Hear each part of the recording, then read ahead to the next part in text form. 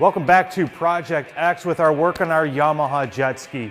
As you can see, I've got the engine out, and by no means was that an easy task to remove that engine from this Yamaha itself. You can see I've almost down to a complete long block right here.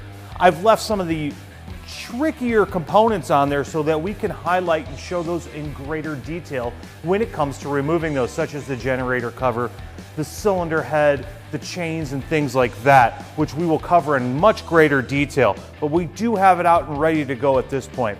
I'm also really excited because SBT has shown up with a lot of parts for us. I have more parts than I can possibly show you right now on my toolbox over here.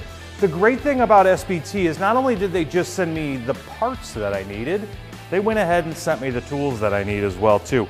A lot of these engines require special tools to take apart some of these things that SBT can provide you with, including my coupler wrench and my flywheel puller as well. These are things like that, and I've got a host of other things, including my impeller holder, things like that are specialty tools that you need to service when you're doing some of these repairs. You can see I've got an impeller right here. I've got my brand new pistons, connecting rods. I've got the updated chain set for the Yamaha provided by SBT.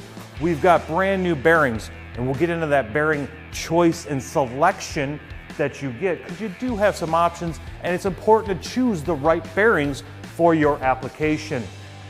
We also have our pump rebuild kit, and you can see we also have our new pump housing as well. Beautifully finished, brand new.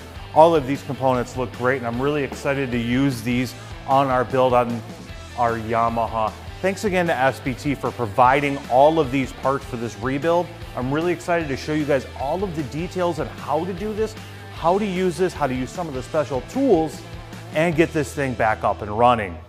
Thanks again for watching.